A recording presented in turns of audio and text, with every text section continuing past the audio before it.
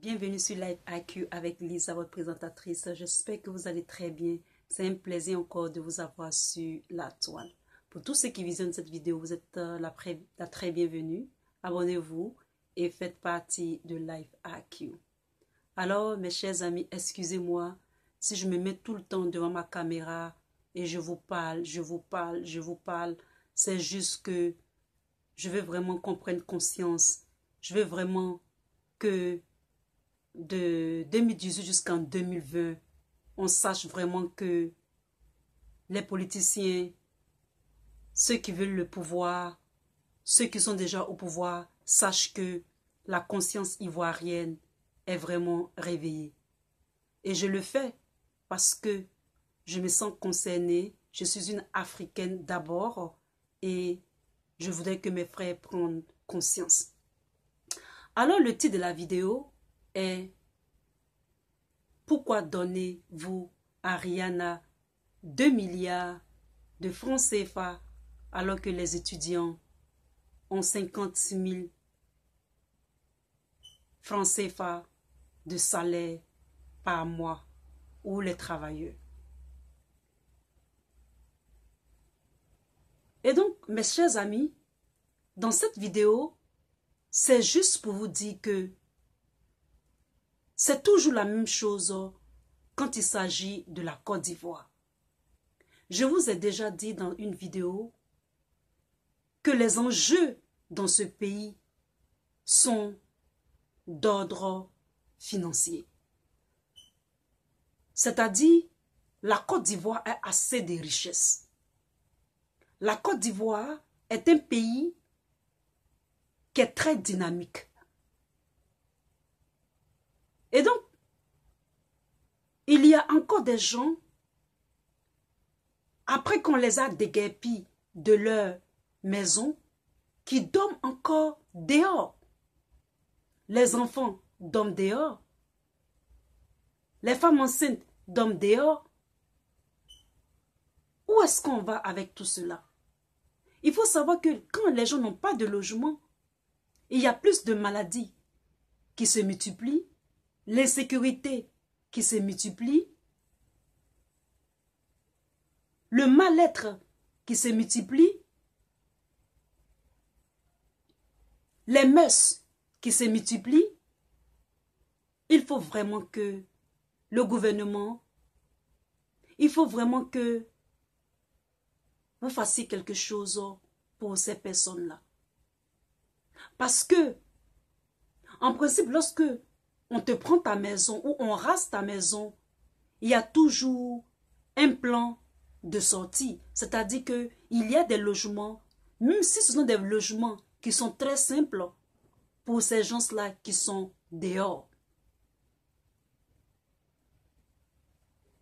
Le patrimoine de la Côte d'Ivoire a été toujours bradé. Il a été toujours bradé. Les gens cherchent à même charger la terre, les 322 km 462, les 322 462 km carrés de la Côte d'Ivoire, ils veulent mettre ça sur les têtes et déplacer ça même pour aller quelque part avec. S'ils pouvaient, ils allaient le faire. Brader le patrimoine d'un pays, essayer d'évacuer toutes les richesses du pays. Mais vous les évacuez, où vous allez les mettre? Dans les îles Caïmans? En Suisse? En Thaïlande? Ou encore dans les comptes offshore? Mais tout est traçable. On peut tracer tout cela. Donc ça ne sert à rien de brader le patrimoine de la Côte d'Ivoire et de les dissimuler comme vous voulez. Tôt ou tard,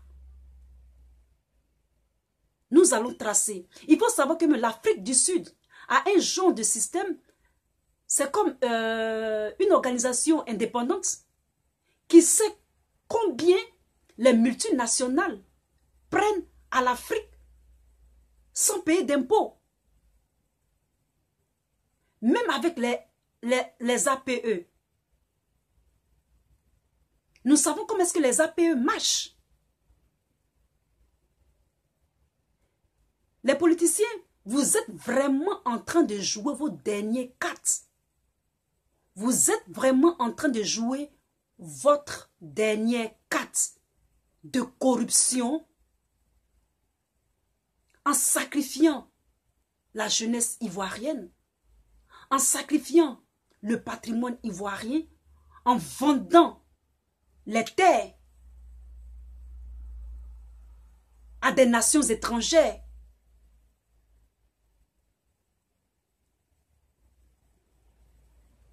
Il faut savoir que il y a une certaine génération qui arrive, tapée dans l'ombre.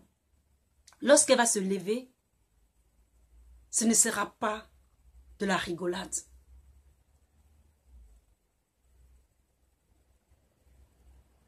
Ce ne sera pas de la rigolade.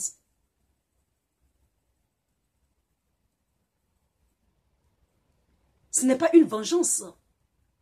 Mais c'est pour dire que la jeunesse est en train de prendre conscience. Vos biens, nous allons les éditer avant que vous preniez le pouvoir, pendant que vous prenez le pouvoir et après que vous prenez le pouvoir et vous sortez du pouvoir. Nous allons faire les inventaires de vos biens. Vos comptes seront déclarés. Tout sera déclaré. Parce que nous sommes fatigués. Des jeunes étudiants qui ont 50 000 francs CFA par mois alors qu'ils ont des BTS. Ils ont des licences. Supposons qu'ils habitent peut-être à 30 km d'Abidjan. Pour le transport seul, 30 000. Mais il va rester combien de francs CFA pour que ces étudiants-là mangent, étudient dans de bonnes conditions? Les Ivoiriens sont intelligents. Ils ont la jugeote. Mais à force de brader les biens de l'État, le patrimoine de l'État, les grandes sociétés viennent, les multinationales viennent. Le président, c'est un étranger. C'est un économiste. Le sous-directeur, un autre étranger. Le troisième, et les jeunes, ils sont dans des contrats déterminés. Ils travaillent à des heures tardives. Ils n'ont rien. Ils ne vont jamais évoluer. Ils ne vont jamais laisser d'héritage à leurs enfants, à leurs femmes. Mais c'est comme ça qu'on crée la richesse. Pourquoi vous pensez que les autres sont riches tout le temps? Mais c'est parce qu'ils laissent un héritage à leurs enfants. Et on a l'impression qu'ils sont riches. Mais c'est l'héritage laissé. Si nous, on n'a pas d'héritage, qu'est-ce qu'on va laisser à nos enfants et à nos petits-enfants? Quel legacy on va les laisser?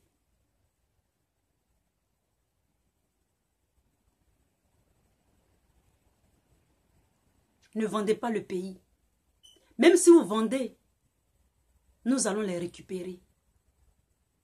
Nous allons les récupérer. Et je parle pour mes frères ivoiriens, pour le peuple ivoirien. Assez, c'est assez maintenant. Allez partout dans le monde entier, nous sommes là-bas. En Russie même, nous sommes là-bas. En Chine, nous sommes partout. Vous n'allez pas brader, prendre les biens de l'État pour aller sur la planète Sud, ou bien la planète Est, ou bien la planète Nord, ou bien Vénus, ou Jupiter, ou je ne sais quoi. Pensez un peu. Pensez un peu. Soyez humanistes. Parce que vous êtes des humains. Le jour que vous allez partir avec un seul habit. Vos biens, vous allez les laisser sur la terre. Pensez-y. Et rendez des comptes au peuple.